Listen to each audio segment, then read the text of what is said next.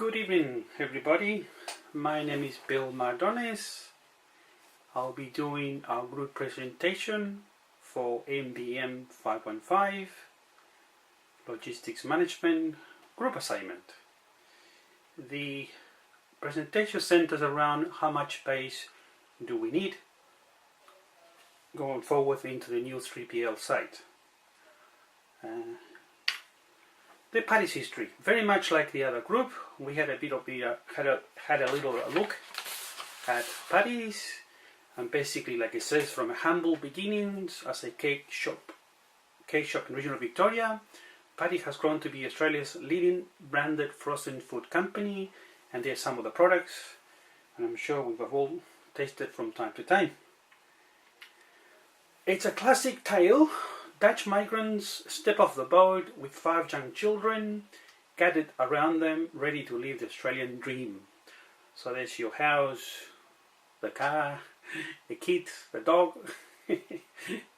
and your mortgage. In 1959, Peter Rich moved his family to take up a manager position at the Bruthen Bakery in Lake St. James, Victoria. And there's a photo of the actual bakery. After working at the Lake St. James Bakery for 3 years, Peter and Annie bought a local bakery in 1966 called Paddy's Cake Shop. And this is interesting because it was named after the original owners, Patty Did. Therefore, Paddy's. That's how Paddy's arrived from. By 1969, three of Peter's sons had joined the business, along with an additional 2 sons in 1972.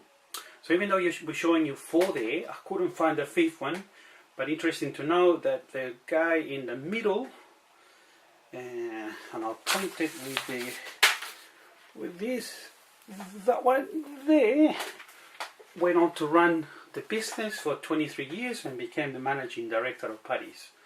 So a very successful franchise. As the business progressed, the cake shop could no longer cater to the increasing demand for Paddy's products, and a new bakery was built in Lake St. James in 1974. As they kept growing and growing, in 1976, Paddy's Food acquired the Sunnycrest Bairnsdale Bakery, and there's a photo of it, and next time I go to the lakes, I'm going to go and have a look at it, because I'm definitely seeing it on the road. Okay, so now we look at Paddy's. Obviously, Paddy's Foods has growth plans for 2011, very much like the graph, growing. They are looking at and this is where the assignment starts. So they have a Bairnsdale factory, they have a satellite warehouse for 4,200 pallets, and like the diagram, they're going into a new monster warehouse with a 13,000 pallet capacity. So the question is, what are we going to take into the new facility? Pretty much like the picture, but in our cases it's pallets. So our presentation, it's pretty much, we're going to be looking at stock holding policies for each SKU into the new warehouse. Obviously, bearing in mind that the more stock held in the 3PL, you pay more money, it costs you more. We will make recommendations, and we'll also include impact statements on the warehouse and on the transport, on the new transport to the site. However, and this is my bit, this presentation will not cover the insane approach to inventory management that many companies from time to time tend to use with varying degrees of success when global and local markets are showing signs of instability due to the many things around the world. So there's a little bit of us to say we will follow a structured approach. We're not just going to say, go and fill the warehouse with everything, because what we've understood we've understood, and I understood from the assignment, there's a methodical process to follow, and not just say, well, here are the doors and fill up with pallets. So anyway, that's a little bit on insane approach. The company, according to our research, is doing very well. Sales in excess of $200 million. And obviously that graph just keeps pointing up and up and up. So the company is doing pretty well. Who's buying all those pies? The market product innovation, they're fairly big on 4 and 20 pies. And this is a very interesting chart because revenue by product mix, it's interesting to know that 46%, and that's a big number, of the overall revenue for patties comes from the selling of these products, pies. So obviously it's eating a lot of pies. So that's your product innovation, to say, look, they're very good. They're obviously making a lot of money, and nearly half of the money comes from pies, the eating of pies. State-of-the-art technology. From the charts in front of you, you can see brackings and machines and people with green ticks and state-of-the-art technology, which is the only way, in my opinion, that companies can go forward and grow and make more money for the shareholders. So the more technology you bring into your company, the better, in my humble opinion. So at the moment, current inventory, they have a 3PL provider, Montague Cold Storage, on the other side of the city, or near the airport, and that is the actual picture we obtained from Google Maps. So that's the actual site where they're going to move into. We did an ABC analysis of the current inventory, of the current pallets, and there you see the pallet consumption for the months of July to February. All the numbers are in front.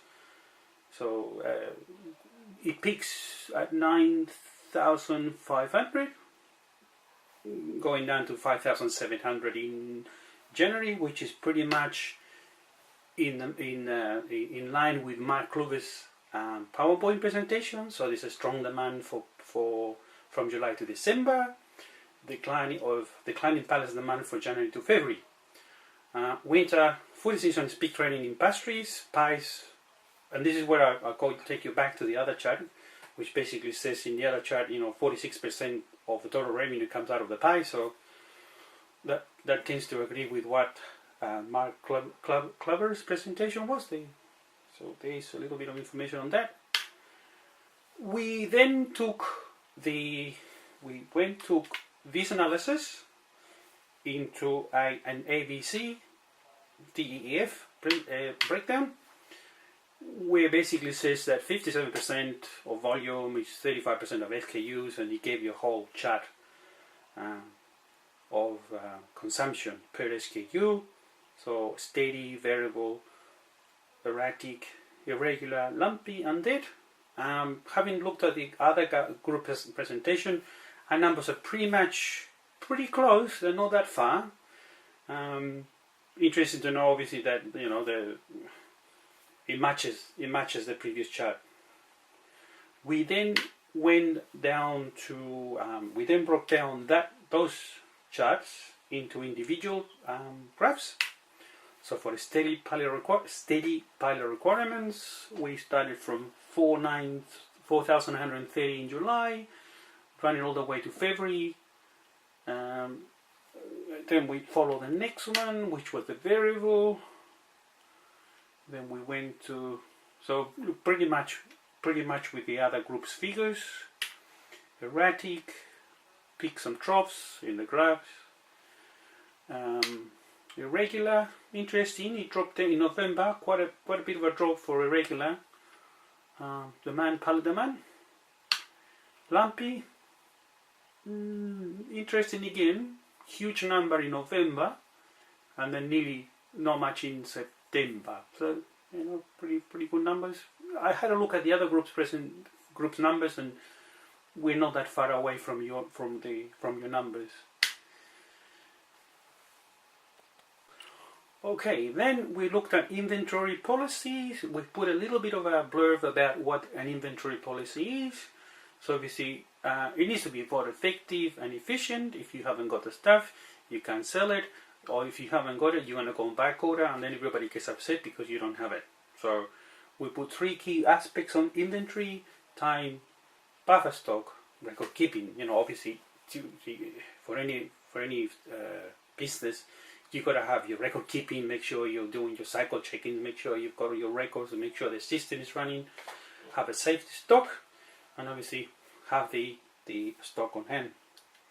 Okay, then we went a little bit higher than the other groups. We forecasted a growth of 9.9%. 9.9% growth.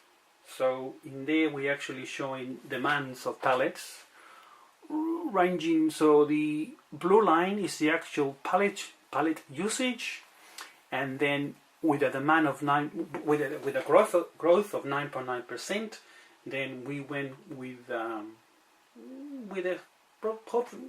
what I think is a higher number.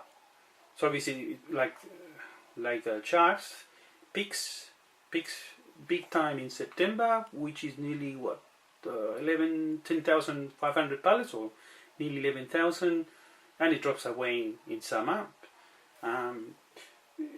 That growth of 9.9% is pretty much in line with one of the charts that we did in the actual assignment, where the managing director was quoting a 9.9% growth for the business. So our inventory forecasting went to 9.9, or nearly 11,000 pallets in September.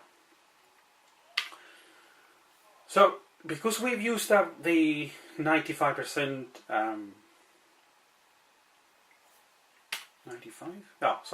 growth of 9.9 and 95% requirement, our chart basically says that in September you're going to need 12,358% and 95%. Actually, that shouldn't say customer requirement. That should say service level. 95% service level. Service level 95% there. Not customer requirement. Anyway, look, that should say 95% service level. So again, whilst we understand that, well, I understand in my business that 1% of inventory translated into millions. In an environment like this one, where it's fast moving and where 46% comes out of your of sales come out of the pies, then we thought go for a higher service level. Make sure the pies are ready for the grand final. Another interesting one, pretty much like the other group, and I didn't copy it, but I did look at where the factory was, where the Bairnsdale factory was to the new one. And I did a bit of calculations, which are on the next slide. Obviously, there's a map to your right of the screen is Bairnsdale, the factory, near Lakes Entrance. Beautiful town if you ever get to go there. And on your left is the proposed 3PL facility. Pretty much like the other group, I went and said that there's a 12% increase in transport, in kilometers actually. So like from memory, 290 kilometers from one. I'll put it here. 290 kilometers from one. Okay, here we go. Sorry, here we go. 239 kilometers to a new distance of 303. So that's how we actually worked out a 12% increase in either kilometers or hours of driving time. Now, there's a T missing there. That shouldn't say budget. To a budget of 2 million, a 12% increase is quite considerable. I know for sure that if I went to my to the MD or to the general manager and I said, look, we're gonna increase to keep up the service level, we're gonna increase your budget by 12% on a budget of $2 million. Then, that's a lot of money. A lot of suggestions we put in here. We said, look at putting GPS technology. Make sure your trucks are fully utilized. You don't want to have trucks coming back from the other side empty. technology basically was our recommendation in the report. What else? We got technology and the movement of trucks. Empty trucks is an absolute waste of space and money for the business. So quite a number of recommendations we put in. Then we looked at the impact statement on the Bairnsdale warehouse. Extra, obviously, because you're gonna, and actually that's interesting. That chart at the bottom, the one in blue, shows you that the 3PL facility has a lot of room to grow. They've got plenty of stuff for them to grow. So obviously extra capacity due to the extra storage. Easier to control the flow as you would only have two sites between Bairnsdale and the 3PL site, not three. And obviously because the company, the business will try to recoup the money that has been spent in going into a 3PL site, then the Bairnsdale warehouse would only get busier. Yeah. Recommendations. Pretty much like it says on the screen, which I got it from one of the managers in the business, and it basically says you can't do today's work with yesterday's method and be in business tomorrow. And I think that is very important for us, for you students, and me, and myself, for everybody really. So, because if you're not moving, if you're not, every day we've got problems. Every day we have to find a new solution. So, whatever got you into trouble, you can't use the same logic to get you out of trouble. So, just a little bit of recommendations. Pretty much like the other group, we said increase your technology. Radio frequency technology is huge. Paris has the trial, this APC RFID technology, which basically gives them the ability to scan documents in sub-zero temperatures. Continue new production technologies, pretty much along the lines of bringing more infrastructure, more equipment, more machines, and your business will grow. Obviously, put your KPIs in, keep an eye on it, make sure people are doing the work, monitor. Pretty much what every company should do, which is plan, do, check, and act. So it's a constant evolution. You're forever checking your processes. So just to remind you, plan, do, check, act. 4 little things, keep them going. Transport arrangements need to be closely monitored by the system and technologies like GPS technology implemented. A lot of trucks going up and down the highway, 300 kilometers. A lot of room for improvement.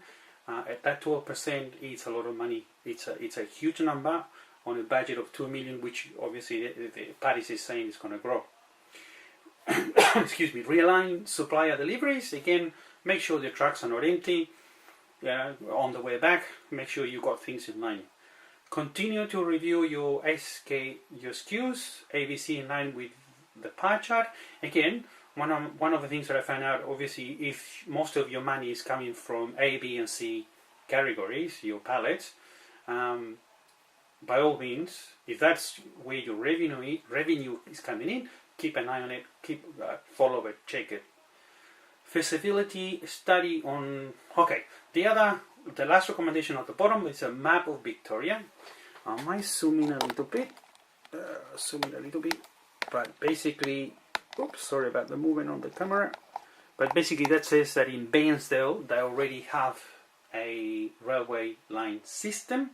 And yes, I agree with you guys. Obviously it's not refrigerated, but if they're able to utilize it somehow, so what we're saying, look, do a feasibility. Are you able to bring in the stock or some of the stock? Are you able to call and talk to them and say, can we have a refrigerated carriage or something?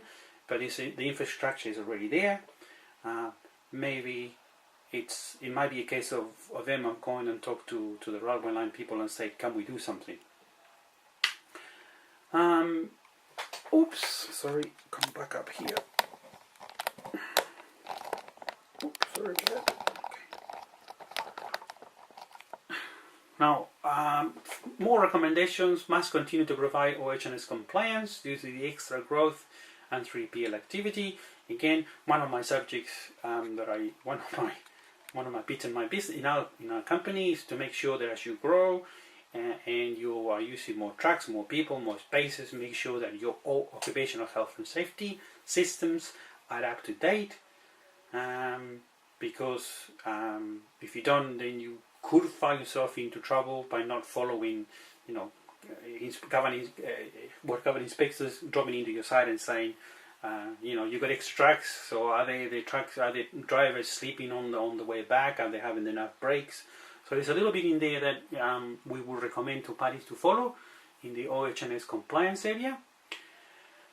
And lastly, we put in have I got it here? So review the extra capacity noted on the local electoral news for further growth. So in in the actual report, we've got a section where one of the local rural papers in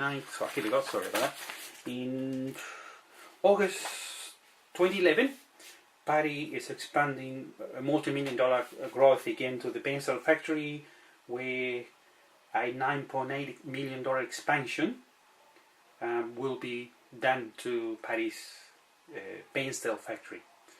It is on our report, and sorry I have to move the camera, but it is on our report, and it's from the local electoral news, and which means that the Paddy's is going to grow again.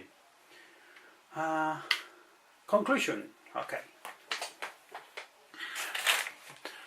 Like it says I'm just going to read it out. Like, achieving real success is in the design and implementation of a successful rule. So I've got a bit of a definition, and basically what I'm saying there is pretty much when I started saying it's not just a matter of working out, of going and picking up a warehouse and fill it up with pallet and people and make sure everything works.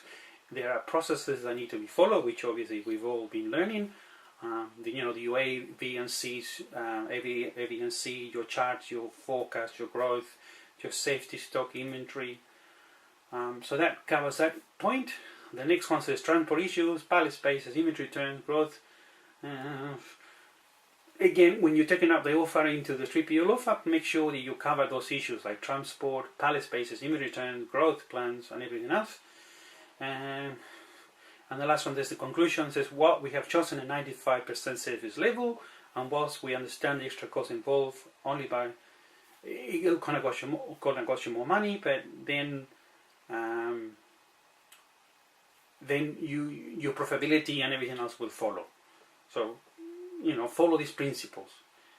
And again, we're finishing up by saying 30,000 pies per day. Obviously, that is a huge number.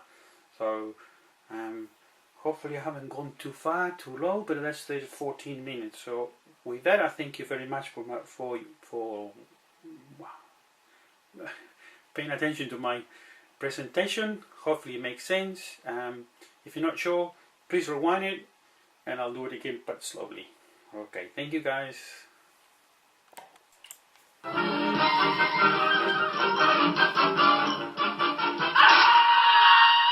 And that's all, folks.